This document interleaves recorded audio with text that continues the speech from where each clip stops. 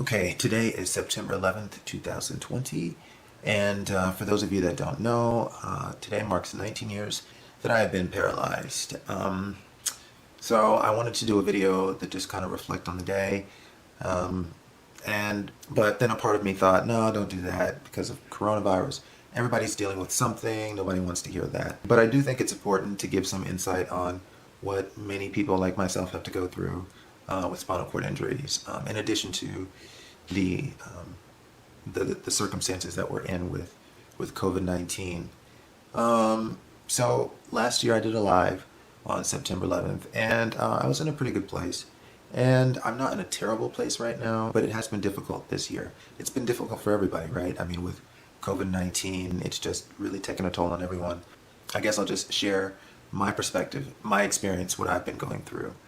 So, like most people, before COVID-19 hit, I kind of took for granted the fact that I had all the time in the world to socialize and get out there and do things that I wanted to do. I've been working a lot, despite my disability. I work 40 hours a week like everyone else.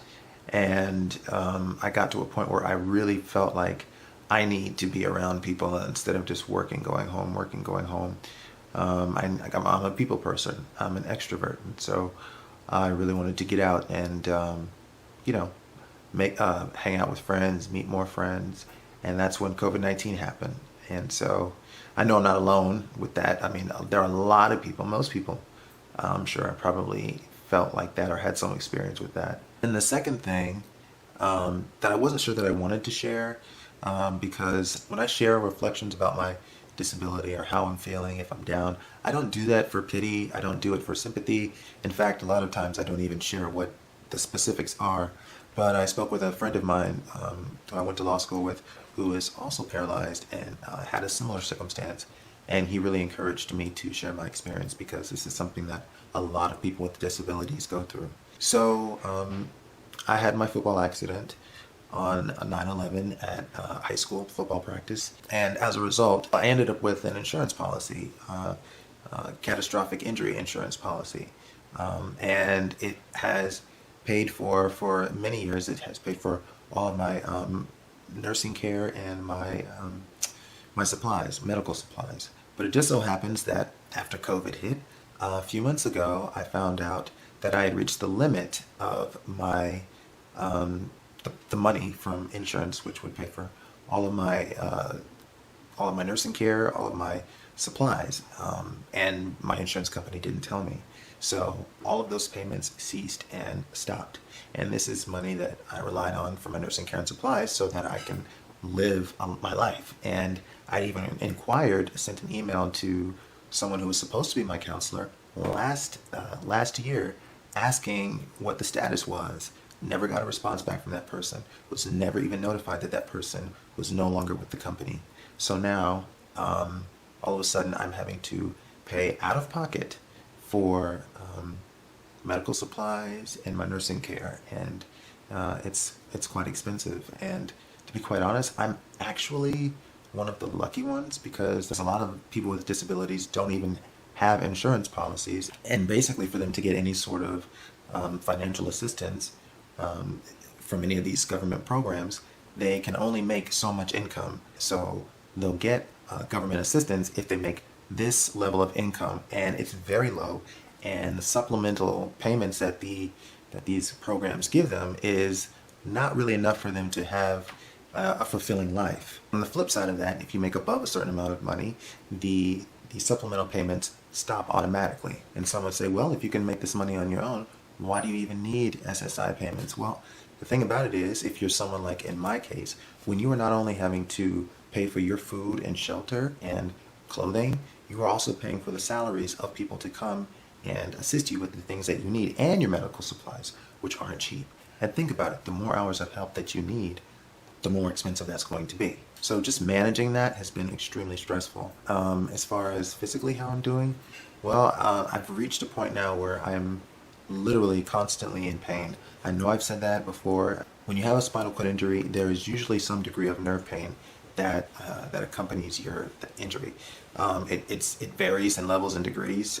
For me, I have really bad nerve pain that has changed and evolved over the years. But now, due to the shifting of my body, unfortunately, I have neuromuscular pain that I face pretty much all the time. My left scapula droops down, and my ribs on the left side now have rotated due to the fact that I've lost bone density in my hip. And so what happens is my ribs shifted, and my scapula kind of rub up against each other now, and it wings out. So I never feel comfortable anymore. Even if you can't see it, I'm feeling it. And one of the remedies, I'll show in another video, one of the remedies that we try to use is for me to wear, basically we call it is a corset. Not like what women wear, but it's to kind of, people, you wear them for different reasons, whether it's for blood pressure or posture,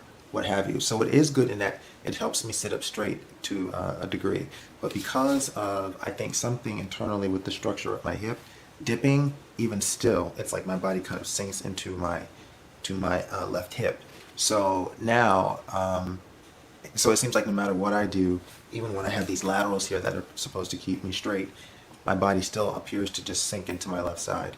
I always feel uncomfortable. I'm very self-conscious.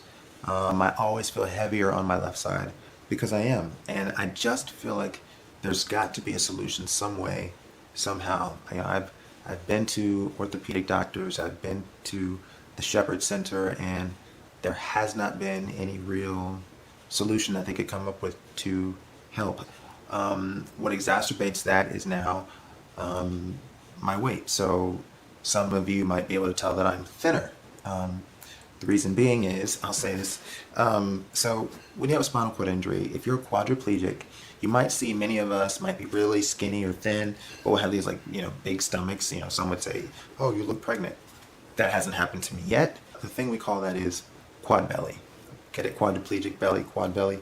And I've been very blessed for many years to be able to fight that and not have that. But unfortunately, as I get older, it gets harder and harder to maintain. And so what I was trying to do was find a way to lose the fat around my stomach so I can be smaller in the stomach. Well, my stupid self didn't realize, well, when you lose weight, when you lose fat, you can't just choose to just lose the weight that's localized in your stomach area.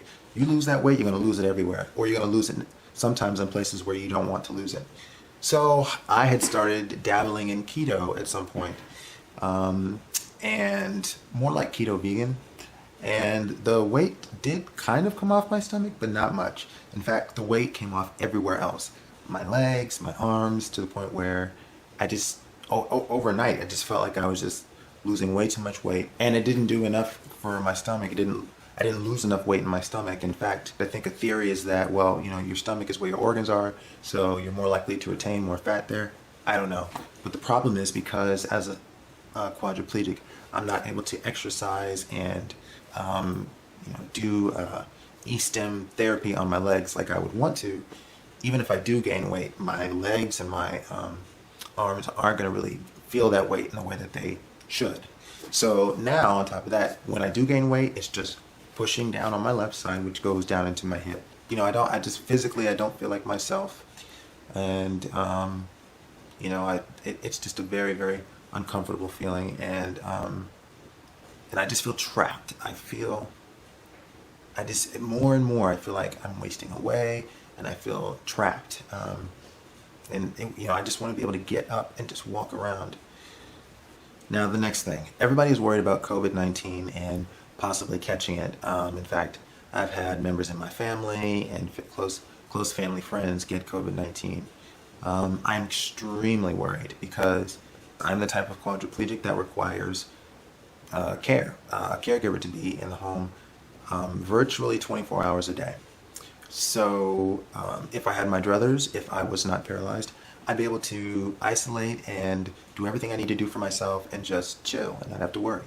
But instead, I have to have people come in and take care of me. Now, the scary thing is that I don't know where they've been. I don't know where they've been. I don't know who they've been in contact with. Even if it's just one person, that can still they can still transmit COVID-19 to me and not even know, not even notice. And my spinal cord injury makes me a person with pre-existing conditions. So every day I am paranoid. I am scared that I'm going to get it. And so what I've had to do is I've had to use a lot more disinfecting supplies. I've had to constantly micromanage, which I hate doing, but I have to make sure that I keep my standards high so that I don't get sick. So I'm constantly having nurses and other caregivers wipe doors down, stay a certain distance away from me. But unfortunately, they have to be close enough on me. They wear masks. Some masks are more effective than others, and it's just really scary. And like I said, I don't know where they go, and I can't tell them what to do. And some could even say, "Oh, I didn't do this," or "I didn't go there," and I would never know. So yeah, it's really scary. Every day, I feel like a sitting duck, and I just pray and pray and pray. So yeah, that's just some of what I've been dealing with. Some of the things that I can speak on. The funny thing though is that I've been looking at all the social unrest and looking at all the instances of police brutality, and I think to myself, as much as I hate being paralyzed, I feel like my disability is the only thing that keeps me safe. Because I look at all the senseless acts of violence that people of color have been experiencing, and I just wonder if I wasn't paralyzed and I was trying to make my way through the world. I think about Elijah McClain, who died from the ketamine injections from the police, and he reminded me so much of myself. I could have ended up like him, and all he was doing was walking home. So I don't know. It's just something that I thought of. I hate being paralyzed, but in a strange way, it keeps me safe. But I really do want to end on a positive note.